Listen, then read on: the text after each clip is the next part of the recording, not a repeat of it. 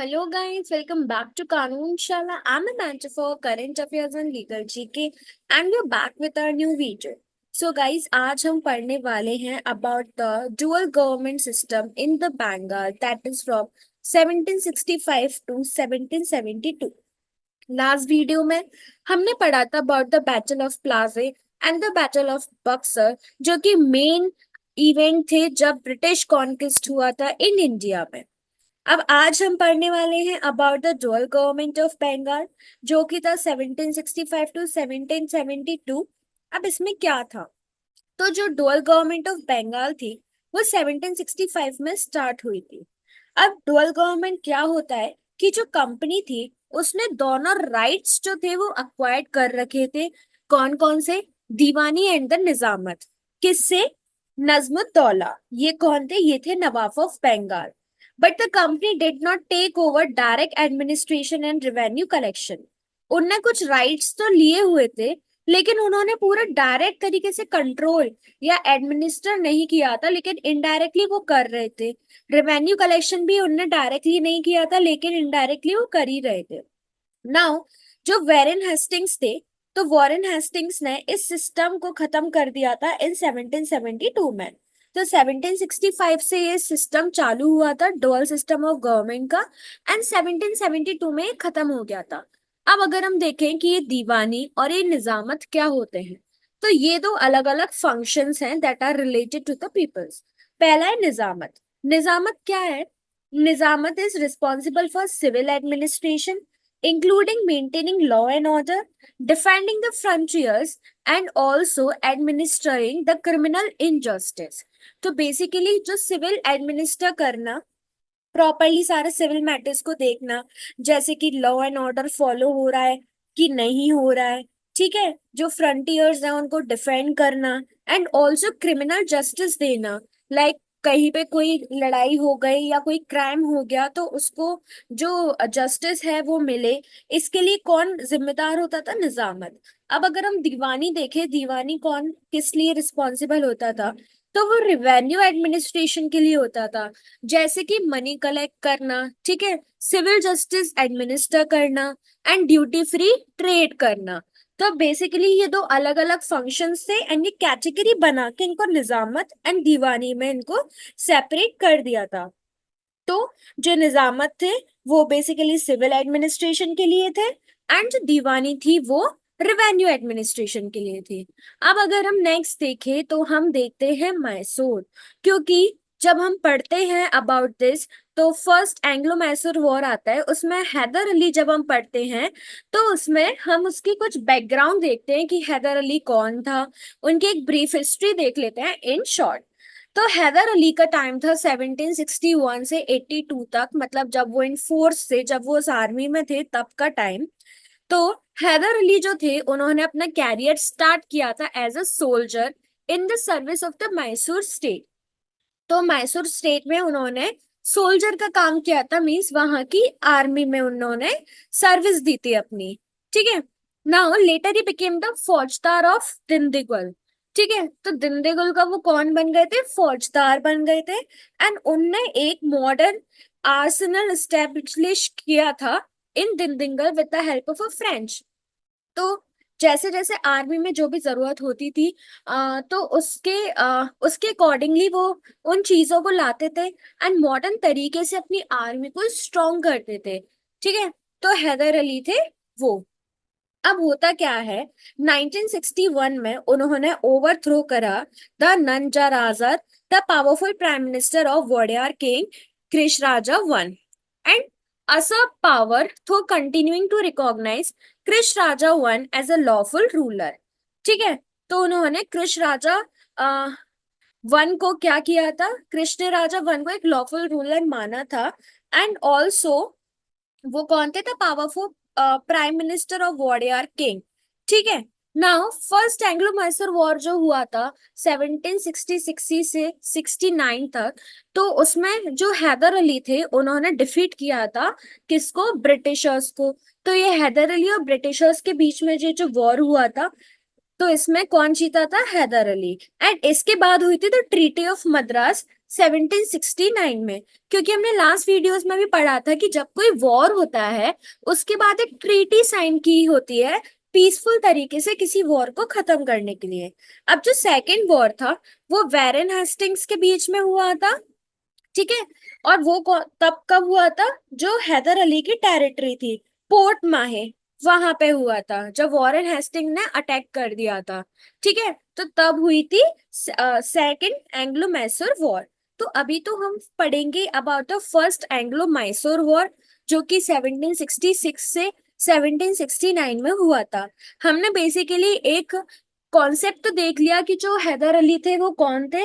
वो एक आर्मी के पर्सन थे, ठीक है, जो अपनी सर्विस प्रोवाइड करते थे, सोल्जर सर्विस प्रोवाइड करते थे।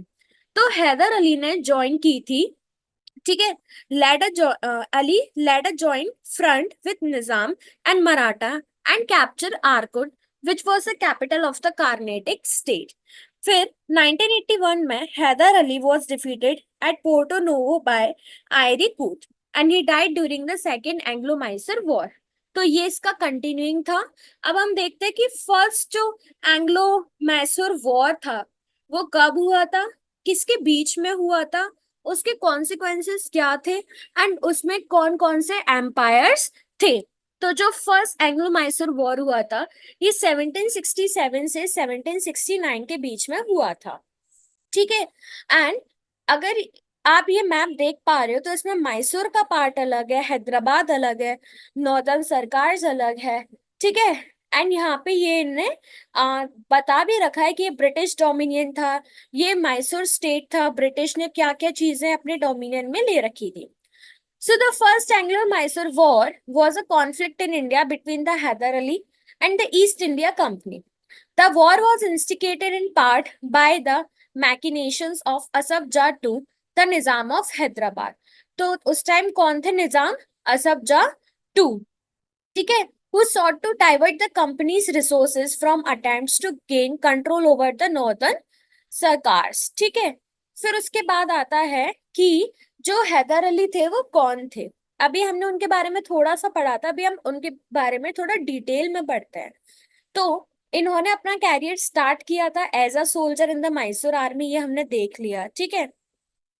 इसके बाद इनका प्रोमिनेंस होने लगा इन द आर्मी, मतलब इनकी वैल्यू होने लगी आर्मी में, ठीक है, owing to his military skills, क्योंकि इनकी मिलिट्री स्किल्स इतनी अच्छी थी। जैसे मैंने आपको पहले भी बताया कि फ्रेंच के साथ इनने मिलके काफी मॉडर्नाइज करने की कोशिश की आर्मी को।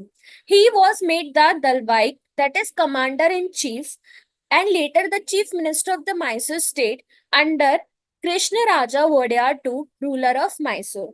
तो हमने अभी कृष्ण राजा वॉयडर टूर को के बारे में भी देखा था। एंड इसके बाद क्या हुआ था, इनको कमांडर इन चीफ बना दिया गया था जो कि आर्मी को लेड करते थे, एंड चीफ मिनिस्टर भी बनाया था ऑफ द मैसूर स्टेट। अब होता क्या है, through his administrative prowess and military skills इनको बाद में डी फैक्टर रूलर बना दिया जाता है मैसूर का। एंड जो रियल किंग था, मीन्स जो वहां के निजाम्स होते थे, जो वहां के किंग होते थे, उनको क्या बना दिया गया है? Titular head only. तो जो भी चीजें थी, जो भी वी कैन से डिसीजंस लेने थे, जो रूलर था एक्चुअल में वो कौन हो रहा था उस टाइम पे? Haidar Ali. Now, he set up a modern army and trained them along European lines. तो बेसिकली जो हैदर अली का मेन कनेक्शन था वो किससे था? आर्मी से था, जो कि मेन एम था, ठीक है। उन्होंने फ्रेंच के साथ भी काफी मॉडर्न करने के लिए सोचा, यहाँ पे यूरोपियन के साथ भी। तो उनका मेन एम कहाँ था? कि हम अपनी आर्मी को स्ट्रॉन्ग कर सके, ठीक है। अब कॉजेस ऑफ द वॉर क्या थे? तो Haidar Ali build a strong army and annexed many regions in the south including Bidnur, Canara, Sira, Malabar and Sunda. तो मैंने पहले ही बोला था कि हैदर अली का मेन पॉइंट ऑफ व्यू क्या था? कि आर्मी हमारी स्ट्रॉन्ग हो जाए, ठीक है। फिर उसके बाद उन्होंने क्या किया था कि काफी सारे रीजन्स को अपने अंडर कैप्चर करने की कोशिश की थी। He also took French support and training in his army and this alarm the British. जब वो दूसरे लोगों की मतलब कैप्चर कर रहा था एंड मदद कर रहा था और मदद ले भी रहा था, तो इसमें क्या हुआ, जो ब्रिटिशर्स लोग थे उनको थोड़ी ये चीजें सही नहीं लगी। या उनको ये चीज पसंद नहीं आई कि इनकी आर्मी कैसे स्ट्रांग हो रही है, या मीन्स ये कैसे दूसरों कंट्रीज की हेल्प ले रहे हैं। फिर उसके बाद इस टाइम पे क्या था कि इस टाइम पे कोई गवर्नर जनरल नहीं थे।